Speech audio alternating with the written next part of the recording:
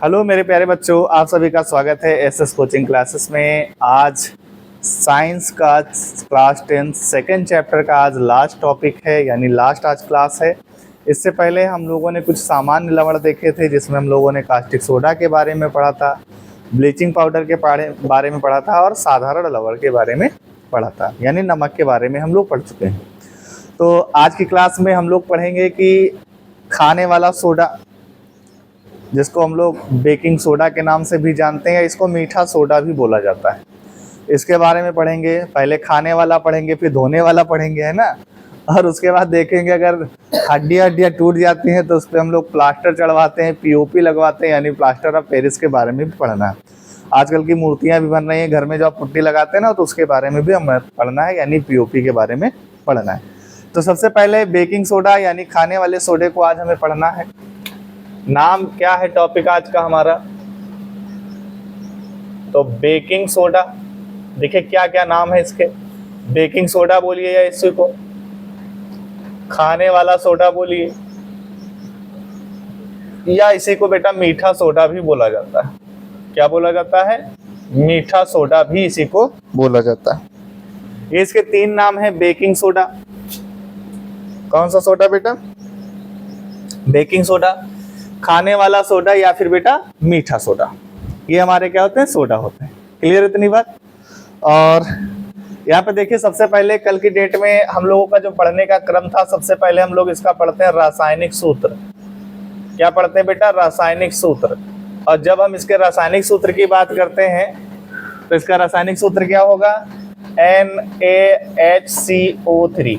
अभी आप लोगों को रासायनिक सूत्र जब पता हो गया तो इसका आप रासायनिक नाम भी बता देंगे ना। तो इसका रासायनिक नाम क्या हो जाएगा? तो लिख लेते हैं रासायनिक नाम। तो इसका रासायनिक नाम क्या होगा? देखिए, सोडियम H को पढ़ा जाता है बाई और CO3 को पढ़ा जाता है कार्बोनेट। तो इसका नाम क्या होगा? Sodium by carbonate. अब ये सोडियम बाई कार्बोनेट आपने बना लिया, तो ये हमारा क्या बन गया? सोडियम बाई कार्बोनेट का रासायनिक सूत्र हो गया। अब तीसरे नंबर पे हम लोग बेटा इसको क्या पढ़ेंगे? बनाने की विधि। बनाने की विधि, कैसे इसको बनाया जाता है।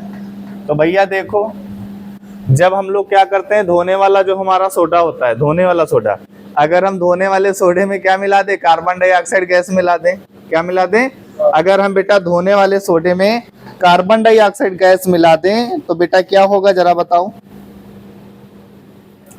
तो अगर हम धोने वाले सोडे में कार्बन डाइऑक्साइड गैस मिला देंगे तो हमारा बेटा क्या बनता है?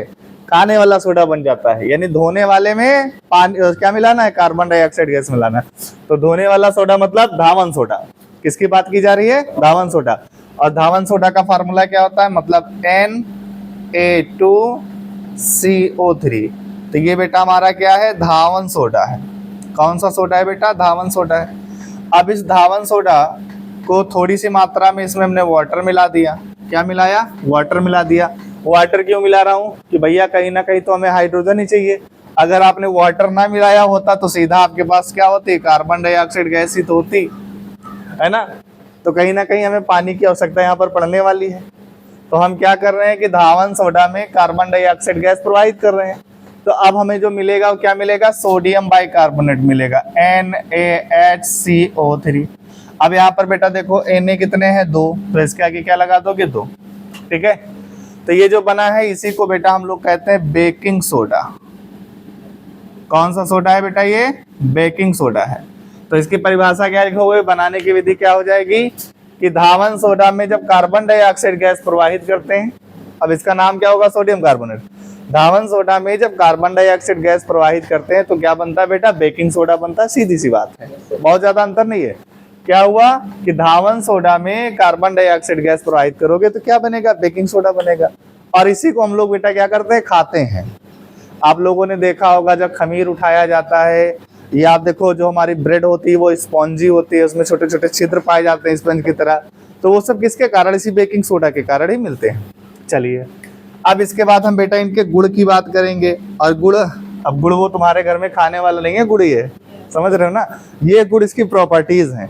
तो इसकी 2 तरीके की प्रॉपर्टीज होती हैं। तो नंबर ए पे हम पढ़ लेंगे इसके भौतिक गुण। क्या पढ़ेंगे बेटा? भौतिक गुण।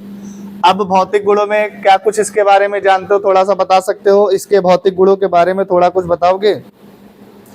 तो सबसे पहले याद रखना, यह सफेद क्रिस्टलीय ठोस होता है। आपके घर में बेकिंग पाउडर आता है, आपके घर में बेकिंग सोडा आता है, किस तरीके का होता है? व्हाइट कलर का होता है, इसीलिए कह रहे हैं सफेद क्रिस्टलीय ठोस होता है। दूसरी बात, अब दूसरी बात अगर कर लें बेटा, तो यह बेटा देखो, यह इसको आप पानी में डालोगे तो देखो, जब इसको हम पानी में डालते हैं तो पूरी तरीके से क्या करता है? नखरे करता है। क्या करता है? नखरे। नखरे मतलब समझ रहे हो कि भाई मैं पानी में नहीं घुलूंगा, नहीं घुलूंगा, नहीं घुलूंगा।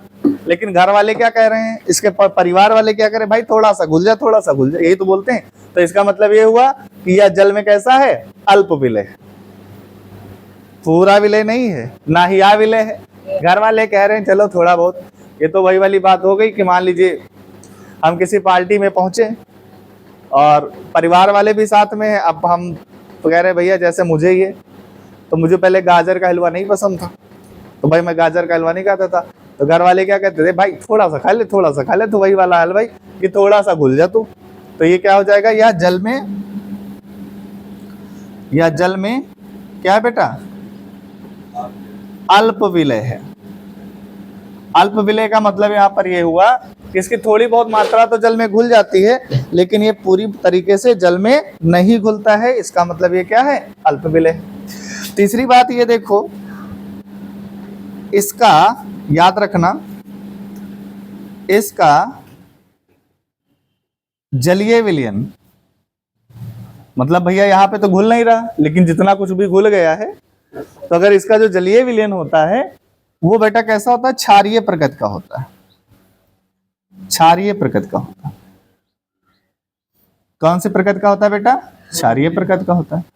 अब सोचो, अगर ये क्षारीय प्रकृति का है तो ये क्या काम करेगा? अगर अकॉर्डिंग टू लिटमस पेपर चले, अगर लिटमस पेपर के अनुसार अगर हम इसके बारे में सोचें, तो ये क्षारीय प्रकृति का है, मतलब ये क्षार की तरह काम करेगा। और क्षार का काम क्या होता है? नीले लिटमस पेपर को क्या करता है? बिल्कुल गलत भैया। देखो, अम्ल क्या करता है? नीले को लाल करता है, लेकिन क्षार क्या करता है? लाल को नीला कर देता है। तो इसका अगर चौथी प्रॉपर्टीज क्या हो जाएगी? यह लाल लिटमस पेपर को क्या कर देता है बेटा? नीला कर देता है। क्या कर देता है? नीला कर देता है। इतनी बात समझ में आ गई? तो इसके बेटा क्या है? भौतिक गुण है। क्लियर है? ये इसके क्या है? भौतिक गुण। अब इसके बाद हमें बी नंबर पे इसके बेटा क्या पढ़ने होंगे? रासायनिक गुण। देखिए, ये भौतिक गुण और रासायनिक गुण यही एग्जाम में आपके पूछे जाते हैं। भौतिक गुण और रासायनिक गुण बनाने की विधि तो बहुत रेयर है, पूछे वो कभी पूछता ही नहीं है, लेकिन इसके गुण पूछे जाते हैं, इसके उपयोग पूछे जाते हैं। उपयोग आपको स्वयं पढ़ने होते हैं, गुण हम पढ़ा दे रहे हैं। तो पहले हमने कौन से गुण पढ़ा दिए बेटा? सर भौतिक गुण आपने पढ़ा दिया। अब हम बेटा इसके क्या पढ़ाएंगे? सर इसके हम क्षारीय गुण पढ़ाएंगे। ठीक है, अब देखो करना क्या, इसका पहला भौतिक गुण है उष्मा का प्रभाव। किसका प्रभाव दिख रहा है बेटा? उष्मा का प्रभाव। अब उष्मा का प्रभाव का मतलब है इसको हीट किया जाएगा, इसको गर्म करेंगे तो क्या होगा? तो ये जो आपने रिएक्शन लिखी है यहां पर देख लो, ध्यान से समझो। इस रिएक्शन को उल्टा लिख देना है, मतलब दाएं पक्ष को बाएं पक्ष में और बाएं पक्ष को दाएं पक्ष में। तो मान लीजिए यहां पर आपने लिखा 2NaHCO3 और आप बेटा जब इसको क्या करोगे? हीट करोगे, गर्म करोगे लगभग 100 डिग्री सेल्सियस। ठीक है, तो लगभग जब आप इसको 100 डिग्री सेल्सियस गर्म करोगे तो यहां से क्या बनेगा? फिर से बदल जाएगा, किसमें? धावन सोडा में, यानी Na2CO3, साथ में जल की मात्रा और साथ में बेटा CO2, तो ये अलग हो जाते हैं। इतनी बात समझ में आ गई? तो ये इसका बेटा क्या हो गया? पहला रासायनिक गुण हो गया। यहां तक बात समझ में आ गई? कोई तकलीफ हो तो बताओ। लेकिन यहाँ पर एक मैजिक बात और है, इसके बाद हम लोग क्या पढ़ेंगे बेटा?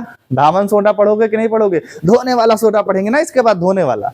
अब जब हम धोने वाला सोडा पढ़ेंगे तो वहां पर ये रिएक्शन भी पढ़ेंगे।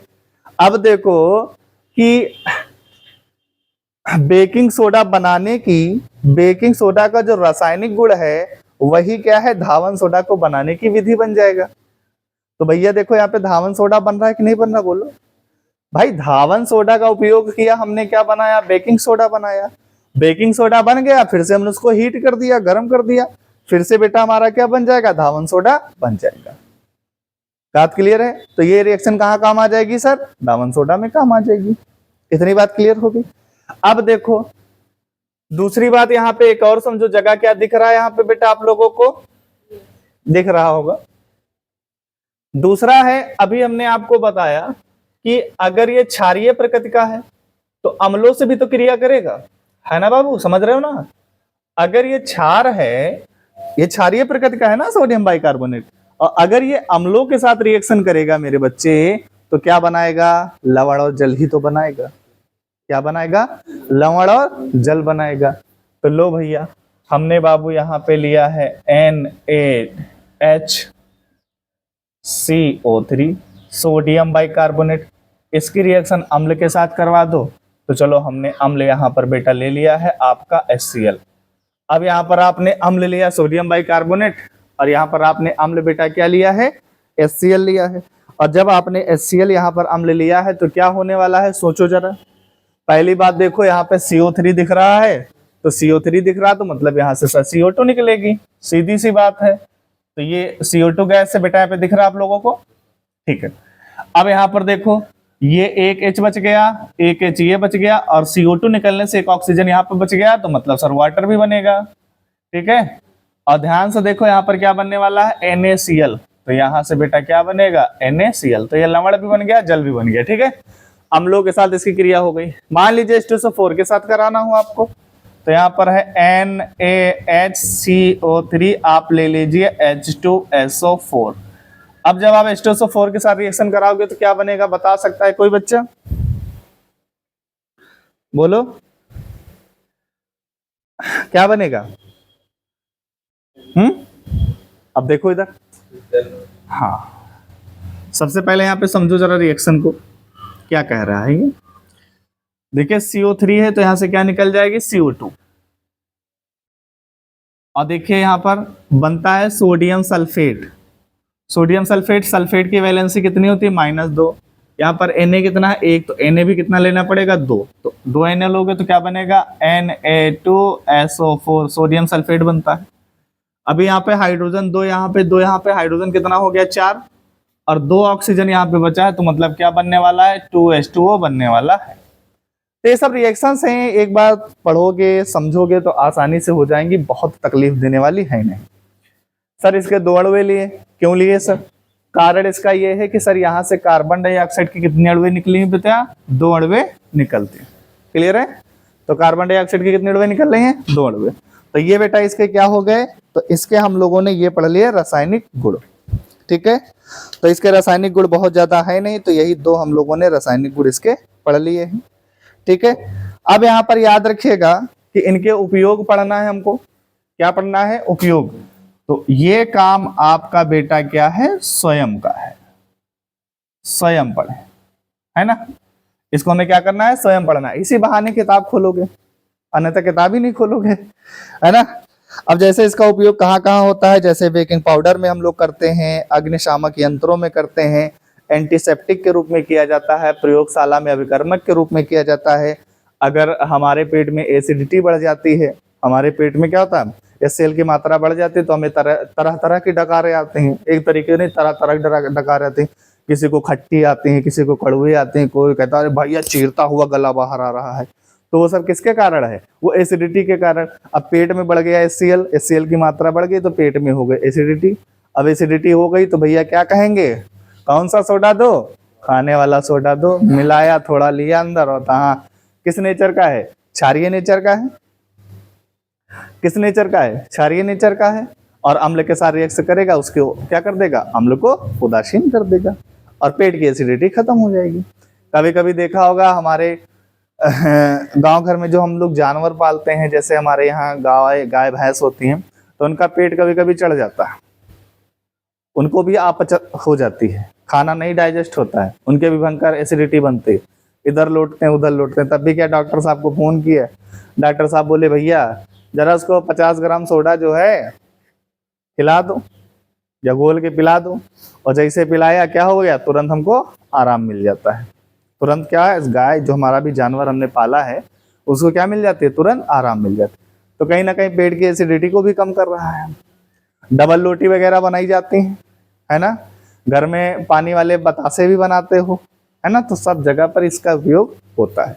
तो उपयोग बहुत ज्यादा इसके आप लोगों को कठिन नहीं है, आप लोगों को पढ़ लेने हैं, ठीक है। और कभी कभी आप लोगों ने देखा होगा कि जैसे गर्मियों के टाइम में अक्सर क्या होता है कि जो हमारा दूध होता है वो फट जाता है, यानी कहने का मतलब है कि दूध में खट्टापन आ जाएगा। हम चाहते हैं कि दूध में खट्टापन ना आए, हमारा दूध ना खराब हो, तो उसके लिए हम क्या करते हैं, उसमें बेकिंग सोडा मिला देते हैं। क्या मिलाते हैं, बेकिंग सोडा मिलाते हैं। और जब हम उसमें बेकिंग सोडा मिला देते हैं तो ये दूध को क्या करता है, खट्टा होने से भी बचाता है। तो बहुत सारा उपयोग है इसका, देख लीजिएगा, किताब आपके पास होगी जरूर, इसको पढ़ना जरूर, ठीक है। तो इसको बेटा आप नोट कर लीजिए जल्दी से। तो बेटा अब बेकिंग यानी हम लोगों ने कौन सा सोडा बना लिया है, बेकिंग सोडा। अब हम लोग कौन सा सोडा के बारे में पढ़ने वाले हैं, धावन सोडा के बारे में पढ़ने वाले हैं। धावन सोडा आप लोगों ने शायद देखा हो, ना भी देखा हो सकता है। तो धावन सोडा नाम ही है, वॉशिंग सोडा, धोने वाला सोडा। तो सबसे पहले इसके एक बार हम लोग नजर डालते हैं कि इसका सर रासायनिक सूत्र क्या होगा। तो कुछ नहीं करना है, इसका रासायनिक सूत्र होता है Na2CO3 इंटू 10H2O। यानी इसका नाम क्या होगा, तो देखो इसको क्या पढ़ेंगे, ध्यान से देखो सभी लोग। सोडियम कार्बोनेट, क्या हुआ, सोडियम कार्बोनेट। H था तो बाई पढ़ते थे, तो H है नहीं तो बाई पढ़ेंगे नहीं, सोडियम कार्बोनेट। तो इसका क्या हो जाएगा बेटा, रासायनिक नाम क्या होगा, तो ये होगा सोडियम कार्बोनेट, कार्बोनेट। और बेटा 10 को पढ़ा जाता है डेका, क्या पढ़ा जाता है, डेका। और H2O को पढ़ा जाता है हाइड्रेट, क्या पढ़ा जाता है बेटा, हाइड्रेट। तो इसका पूरा नाम क्या हो जाएगा, रासायनिक नाम क्या होगा, sodium carbonate Deka hydrate. Clear है। अगर आपसे कोई पूछे कि सोडा एस का फार्मूला क्या होता है या अनाद्र सोडियम कार्बोनेट का फार्मूला क्या होता है, तो आप H2O को हटा दीजिएगा तो क्या बनेगा, Na2CO3। तो आपका ये क्या बन जाएगा, सोडा एस बन जाएगा। सोडा एस का मतलब सोडा की राख, है ना, सोडा की राख, एस मतलब राखित होता है, तो सोडा एस बनता है, ठीक है। अब इसके बाद हम लोग बेटा क्या पढ़ेंगे, बनाने की विधि, किस तरीके से बनाया जाता है। तो बेटा समझो किस तरीके से बनाया जाता है इसको। तो प्रयोगशाला में हम लोग क्या लेते हैं, सांद्र NOH का विलयन लेते हैं। ध्यान से मेरी बात सुनना, हम क्या लेते हैं, सांद्र NOH का विलयन लेते हैं, और उसमें मेरे बच्चे क्या करते हैं, कार्बन डाइऑक्साइड गैस प्रवाहित करते हैं। अगर मैं आपसे पूछूं कि सांद्र NOH के विलयन को क्या कहते हैं, तो आप क्या जवाब देंगे, सांद्र NaOH के विलयन को क्या कहते हैं, आप क्या जवाब देंगे, बोलिए। ठीक है, तो क्या बनने वाला है, सांद्र NaOH बनने वाला। सांद्र NaOH के विलयन में हमने क्या लिया, कार्बन डाइऑक्साइड गैस प्रवाहित की। अब यहाँ से बनता क्या है, देखो जरा, यहाँ से बनता है Na2, मतलब Na कितना हो गया, क्योंकि सोडियम कार्बोनेट में 2 Na होते हैं, इसलिए Na2, यानी यहाँ पर 2 लेना पड़ेगा, Na2। और यहाँ पर देखो बेटा CO है, ये ऑक्सीजन इसके पास चला जाएगा, तो क्या बन जाएगा, Na2CO3 बनेगा। क्लियर है बेटा। अभी क्या बचा, यहाँ से 2 हाइड्रोजन बच गया, 1 ऑक्सीजन बच गया, मतलब सर क्या बनेगा, सर मम्मा। यहाँ पर ये जो बनती है इसी को बोला जाता है सोडा एस, या इसको ये भी कहा जाता है अनाद्र सोडियम कार्बोनेट। अनाद्र का मतलब ये है कि इस सोडियम कार्बोनेट के अंदर क्या होता है, पानी नहीं होता, यही है इसका अनाद्र।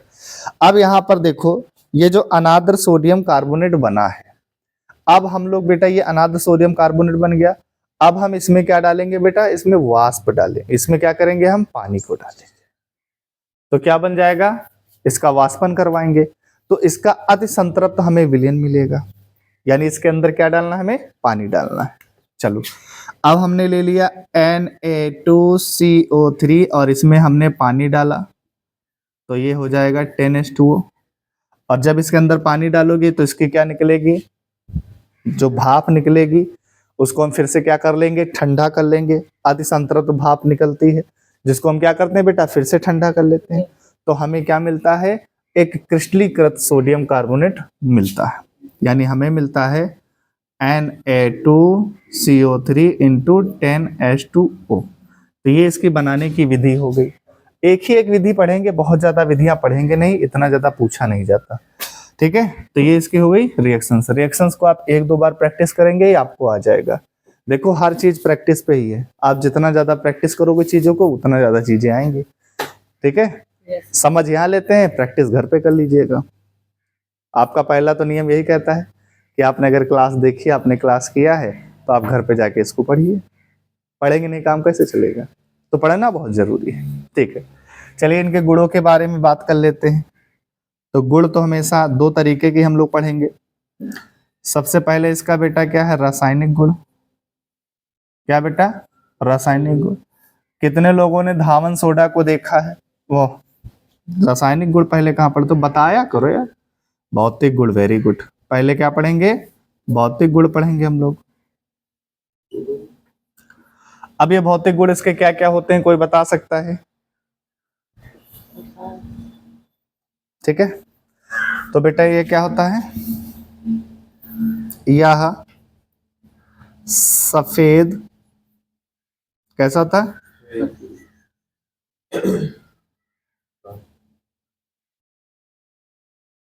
क्रिस्टलीय चूर्ण होता है। चूर्ण का मतलब पाउडर होता है। दूसरी बात है, इसे जल में क्या करने पर बेटा, घोलने पर क्या निकलती है, उष्मा निकलती है, इतनी उष्मा निकलती है कि एक दो बम विस्फोट हो जाएंगे, परमाणु बम समझो, तो उष्मा निकलती है। तो सिर्फ याद करने का तरीका होता है कि धावन सोडा को जल में डालते हैं तो क्या निकलती बेटा, घोलने पर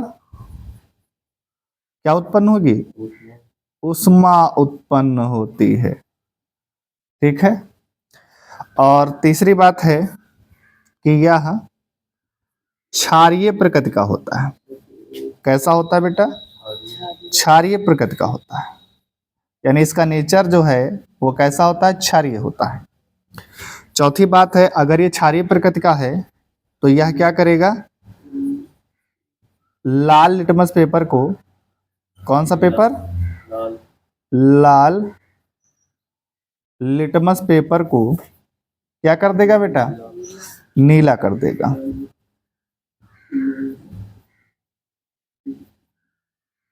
तो यह लाल लिटमस पेपर को बेटा क्या कर देता है, नीला कर देता है। ये इतने हम लोगों ने इसके गुण पढ़ लिए हैं, ठीक है। और देखो अगला गुण क्या है, और पांचवा गुण ये लिख लो, या इसे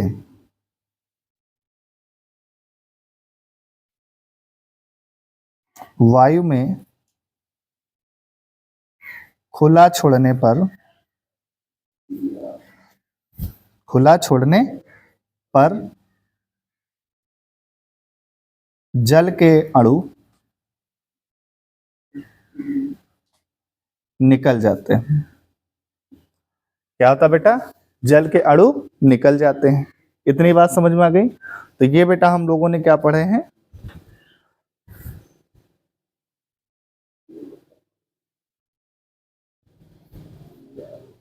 ठीक है।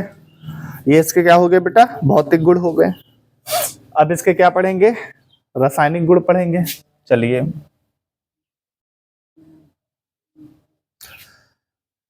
रासायनिक गुण, दिख रहा है सभी को, बोलिए, रासायनिक गुण। पहला रासायनिक गुण, पिछला क्या पढ़ा था, ताप का प्रभाव। क्या होता है इसके ताप का प्रभाव, क्या पढ़ने वाला है, सोचो जरा भाई। इसको हमने वायु में खुला छोड़ा, इसको आपने वायु में खुला छोड़ा, तो मतलब ये Na2CO3 और इंटू 10H2O, ये आपका धावन सोडा का फार्मूला है। आप इसको वायु में छोड़ने पर, वायु में खुला क्या करने पर बेटा, छोड़ने पर। अब जब इसको आप वायु में खुला छोड़ते हैं तो इसके बेटा 9 अणु निकल जाते हैं। कितने अणु निकलते हैं, NO2CO3 H2O, और इसके कितने अणु बेटा निकल जा रहे हैं, 9 अणु। दिख रहा है बेटा, कितने अणु निकल जाते हैं, 9 अणु निकल जाते हैं। कितना अणु निकल रहा है मेरे प्यारे बच्चों, 9 अणु निकल रहा है। अब सोचो जरा, हमने सोचा थोड़ा दिख नहीं रहा, चेक कर लेते हैं। तो यहाँ पर कितने बेटा अणु निकल जाते हैं, तो सर 9 अणु निकल गए। अभी क्या हुआ है, इसके अंदर ये जो बना है इसका नाम क्या होगा, सोडियम कार्बोनेट। यहाँ पे 10 थे तो हमने क्या पढ़ा था, डेका, और यहाँ पर 1 है तो क्या पढ़ेंगे, मोनो। तो क्या बना, सोडियम कार्बोनेट मोनोहाइड्रेट। कल की डेट में क्वेश्चन ये पूछा जाएगा कि धावन सोडा को वायु में खुला छोड़ने पर कौन सा प्रोडक्ट बनता है, कौन सा उत्पाद बनता है, तो आप जवाब क्या देंगे, सोडियम कार्बोनेट मोनोहाइड्रेट बनता है सर। क्लियर है। अब क्या करना है, अभी इसका एक अणु, ताप का प्रभाव, अभी इसका एक अणु बचा है, तो मतलब मान लीजिए आपने Na2CO3 और इंटू H2O लिया, और इसको आप बेटा क्या कर दिए, हीट कर दिए। अभी तो खुला छोड़ा था, हमें ताप का प्रभाव दिखाना, तो हमने क्या कर दिया, इसको गर्म कर दिया। तो जब इसको गर्म करेंगे तो ये जो पानी का एक अणु है, भाई कोई चीज हो हम गर्म करते हैं उसके अंदर का पानी क्या हो जाएगा, बाहर निकल जाएगा ना। हाँ, आजकल गाला नहीं चला है हीरा बेटे वाला, देखा है ना तुम लोगों ने, हाँ वही वाला हाल है, हीरा बेटे। तो एक बचा है, निकल जाएगा। तो यहाँ पर क्या बचेगा, Na2CO3, और यहाँ से बेटा क्या निकल जाएगा, H2O। ये जो बना है ये क्या है, अनाद्र सोडियम कार्बोनेट है, यानी यही हमारा बेटा क्या है, सोडा एस का फार्मूला है। क्या इतनी प्यारी सी बात समझ में आ गई। ये किसका फार्मूला है बेटा, हाँ, अनाद्र सोडियम कार्बोनेट, या इसको आप ये भी कह सकते हो निर्जल, निर्जला व्रत होता है ना भाई, तुम लोग रखते तो नहीं हो, सोडियम कार्बोनेट। क्लियर है। ये इसमें तो वही हाल होता है, निर्जल सोडियम कार्बोनेट बन गया। इसी को क्या बोल रहे हैं, सोडा एस बोल रहे हैं। कोई दिक्कत यहां तक। अब देखो दूसरा बेटा, दूसरा है इसका जल से क्रिया। अब बेटा ये जल से क्रिया करेगा तो क्या करेगा, ये सोडियम कार्बोनेट है, क्या है बेटा, सोडियम कार्बोनेट। क्लियर है इतनी बात। ये किस चीज का फार्मूला है, सोडियम कार्बोनेट का फार्मूला है, ठीक है। और इसको हम बेटा इसमें क्या मिला रहे हैं, पानी, जल से क्रिया करवा रहे हैं। तो क्या बनने वाला है, यहां से बनता है बेटा NaOH। क्या बनता है, NaOH के 2 अणु मिलते हैं, और साथ में बनता है, देखो 2 Na निकल चुके हैं, 2 हाइड्रोजन निकल चुके हैं, 2 O भी निकल चुका है। तो बचा क्या, 2 हाइड्रोजन बचे हैं, और क्या बचा, CO3। मतलब ये CO3 इस H2 के साथ मिलेगा तो क्या बनाता है, कार्बोनिक अम्ल बनाता है, C2H2CO3। ठीक है। तो ये बेटा इसकी क्या हो गई, जल से क्रिया हो गई। ठीक है। अब इसकी क्रिया अगर आप मान लीजिए CO2 के साथ करा दीजिए तो तीसरी क्या हो जाएगी, CO2 से क्रिया। अभी हमने CO2 से पीछे क्रिया करवाया था जब बेकिंग सोडा बनाया था, तो NO2CO3, और साथ में इसमें क्या करें, कार्बन डाइऑक्साइड गैस, और साथ में इसमें क्या कर रहे हैं, पानी मिला रहे हैं। तो क्या बना था, 2NaHCO3। यही जो बना इसका नाम क्या है, बेकिंग सोडा है। इसका नाम क्या है बेटा, बेकिंग सोडा है। क्लियर है। तो ये इसके बेटा क्या हो गए, रासायनिक गुण हो गए। अब अगर हम बात करेंगे इसके गुणों की, यानी इसके उपयोग की अगर हम बात करें, तो इसका उपयोग आप लोग जानते हैं, जैसा कि नाम है धावन सोडा, तो इसका उपयोग बेटा कपड़ा धोने में होता है, प्रयोगशाला में अभिकर्मक के रूप में होता है, आप सामने देख रहे हैं यहाँ पर ये क्या बना है, सोडियम बाइकार्बोनेट बना हुआ है। तो सोडियम बाइकार्बोनेट को बनाने में किया जाता है, सोडियम कार्बोनेट को बनाने में किया जाता है। तो ये सब बहुत सारे इसके उपयोग हैं, आप बुक से पढ़ लेंगे। आग बुझाने में किया जाता है और कपड़ा में इसका उपयोग किया जाता है, और साथ में ही जल की जो स्थायी कठोरता होती है उसको भी क्या किया जाता है, खत्म करने में इसका उपयोग किया जाता है। क्योंकि कठोर जल में क्या होता है, कपड़े हमारे साफ नहीं होते। तो आपको पता है कि जब हम इसको क्या करते हैं, जल में घोलते हैं तो ऊष्मा उत्पन्न होती, तो कहीं ना कहीं ये क्या करेगा, जल की कठोरता को खत्म करता है। ठीक है, तो नोट कर लीजिए। इसके बाद हम लोग पढ़ेंगे पीओपी यानी प्लास्टर ऑफ पेरिस। क्या पढ़ेंगे, प्लास्टर ऑफ पेरिस। अब बेटा हम लोग पढ़ने वाले हैं प्लास्टर ऑफ पेरिस के बारे में, यानी जिसको हम लोग शॉर्ट फॉर्म में पीओपी भी कहते हैं, प्लास्टर ऑफ पेरिस। आखिर ये प्लास्टर ऑफ पेरिस है क्या? आप लोगों ने देखा होगा कि आपके घरों में जब हम लोगों को क्या करते हैं, जब हम अपने घरों की पुताई करवाते हैं, उस समय जो हमारे यहाँ पेंटर आता है, कहता है कि भैया पीओपी ले आओ। तो पीओपी लाते हैं, और जब पीओपी लाते हैं तो फिर उसको क्या करते हैं, दीवालों पे लगाते हैं। तो यानी जो हमारे घर की जो दीवारें होती हैं या हमारे घर की जो छतें होती हैं, उनको चिकना करने के लिए हम लोग किसका उपयोग कर रहे हैं, कहीं ना कहीं पीओपी का उपयोग ही किया जाता है। जो हमारी मूर्तियां बनाई जाती हैं या फिर कुछ जो हमारे स्टैचूज बनाए जाते हैं, वो किसके बनाए जाते हैं, पीओपी के ही बनाए जाते हैं। आप लोगों ने देखा होगा जब हड्डियां टूट जाती हैं और हड्डियों के ऊपर एक वाइट वाइट प्लास्टर चढ़ता है, तो वो भी हमारा क्या होता है बेटा, पीओपी होता है।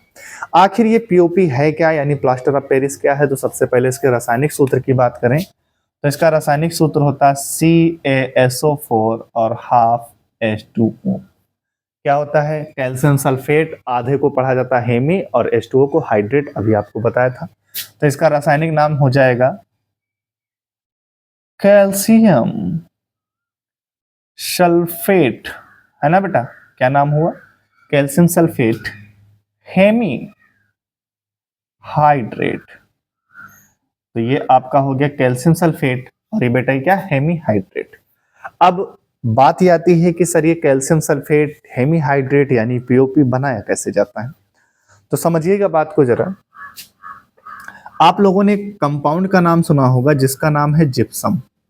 ये जिप्सम का फार्मूला होता है, बहुत आसान रिएक्शन है, इसको बताना बहुत आसान है। ये जिप्सम है, और जब जिप्सम को 120 डिग्री सेल्सियस पे क्या किया जाता है, हीट किया जाता है। किसी किसी बुक में 100 डिग्री सेल्सियस भी लिखा है, पर ये 120 डिग्री सेल्सियस होता है। आप केल्विन में लिखना चाहो तो 273 इसमें जोड़ देना, तो 393 हो जाएगा। ठीक, कितना हो जाएगा, 3, या हम कह सकते हैं 393 केल्विन।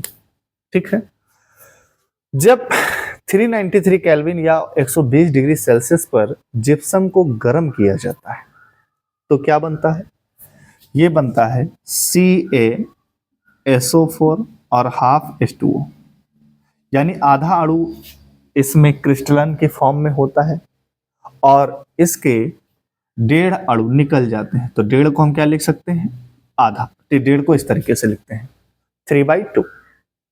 ठीक है, तो कितना निकल गया, ये। तो ये हमारी क्या हो गई, पीओपी यानी प्लास्टर ऑफ पेरिस को बनाने की विधि है। ठीक है, तो क्या हो जाएगा, जिप्सम को 120 डिग्री सेल्सियस पर गर्म करने पर प्लास्टर ऑफ पेरिस बनता है। ये हम लोगों ने देखा। ठीक है, अब इसके हम गुणों की जब बात करते हैं तो गुणों में सबसे पहले तो इसके हम लोग A नंबर पे पढ़ेंगे भौतिक गुण। अब इसके क्या क्या भौतिक गुण होते हैं ये आप समझिए।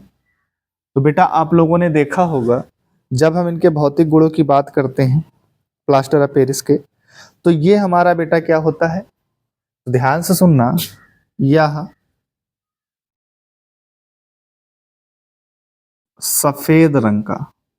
आप लोगों ने देखा होगा जब अक्सर हम लोग डॉक्टर के वहाँ हड्डियां टूट जाती है तो पहले वो पट्टी बांधता है, उसके ऊपर क्या करता है, एक पाउडर फॉर्म में वो लगाता है। ठीक है, तो बेटा ये क्या होता है, सफेद रंग का चूर्ण होता है। क्या होता है, सफेद रंग का बेटा क्या होता है, पाउडर होता है। दूसरी बात यह है कि यह जल में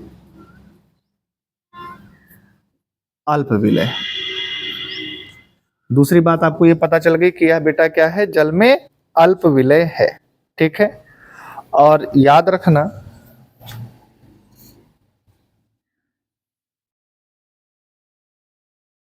हम्म,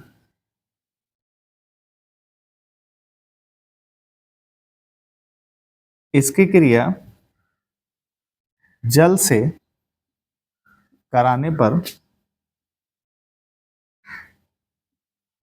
ऊष्मा उत्पन्न होती है। तो क्या हो रही है मेरे बच्चों, यहां पर देखिए, इसकी क्रिया जल से कराने पर बेटा क्या हो रही है, ऊष्मा उत्पन्न होती है। क्लियर है इतनी बात? कोई यहां तक दिक्कत हो तो आप लोग बताइएगा।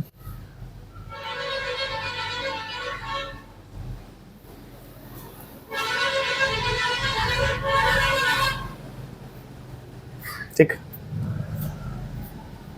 अब यहाँ पर एक बात और आपको समझना होगा कि जैसे ये हमारे पास क्या है, ध्यान से सुनिएगा, ये हमारे पास है प्लास्टर ऑफ पेरिस।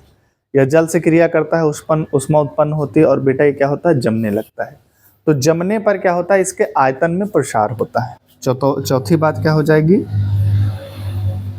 जमने पर इसके आयतन का प्रसार होता है। मतलब जमने पर इसका आयतन बेटा क्या होता है, बढ़ जाता है, यानी जमने पर इसका आयतन का प्रसार होता है।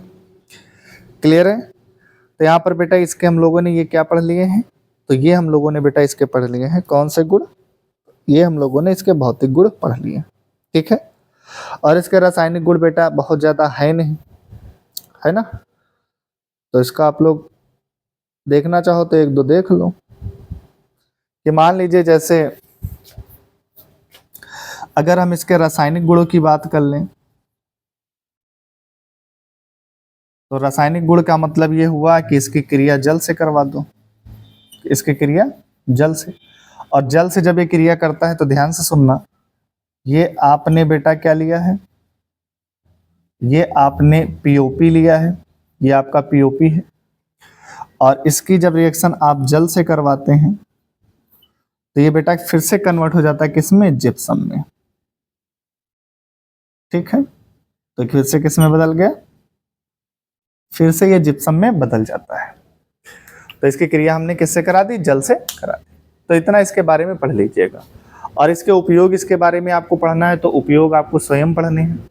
उपयोग में हमने बताया कि आपको इसका उपयोग मूर्तियां बनाने में किया जा रहा है, घर या छत की दीवारों को चिकना करने में किया जाता है, टूटी हुई हड्डियों को जोड़ने में किया जाता है, बहुत आकर्षक बर्तनों को बनाने में किया जाता है ना। तो बहुत सारे इसके उपयोग हैं, आप लोग देख लीजिएगा। और इसका उपयोग बेटा आप लोगों ने देखा होगा सजावटी सामान बनाने में किया जाते हैं। देखते हैं हम अलग अलग डिजाइन के तरह तरह के गमले बनाए जाते हैं, या देखो तरह तरह के डिजाइन के, अगर हम बात करते हैं सजावटी सामान, जैसे हमारे घर हम देखते हैं कि तरह तरह के पक्षी बनाए जाते हैं, है ना। तो अलग अलग तरीके से मूर्तियां, बहुत सारी चीजों में पीओपी का उपयोग होता है। आपने देखा होगा जो हमारे दंत चिकित्सा है, यानी हमारा जो दांतों पर जो प्लास्टर चढ़ाया जाता है, तो वहां पर भी पीओपी का उपयोग किया जाता है। तो आप बुक से इसको थोड़ा सा पढ़िएगा तो आपको और अच्छा लगेगा। ठीक है, आप और अच्छा समझ पाएंगे इसके उपयोग। बाकी इतनी ही चीजें आपको यहाँ से पढ़नी है। ठीक है, तो आज की क्लास में इतना ही। इसको हम आज ये लास्ट क्लास थी, यानी चैप्टर नंबर 2 अम्ल क्षार एंड लवण खत्म हो चुका है। अब हम आपके लिए लेके आएंगे इसके बाद फिजिक्स का चैप्टर, और फिजिक्स में पहला चैप्टर हम लोग पढ़ेंगे प्रकाश। और वहाँ पर प्रकाश को हम लोग बहुत डिटेल में समझेंगे कि आखिर प्रकाश क्या होता है, प्रकाश का परावर्तन क्या होता है, दर्पण के बारे में भी हम लोगों को पढ़ना है। तो इस क्लास को देख लीजिएगा, तैयार कर लीजिएगा। इसकी 5 से 6 क्लासेस जो बनी है उनको एक तरफ से आप पढ़िएगा, पहले 1 नंबर, फिर 2 नंबर, फिर 3 नंबर, आपको हर एक बात समझ में आ जाएगी। तो आज के लिए इतना ही। नमस्कार, जय हिंद।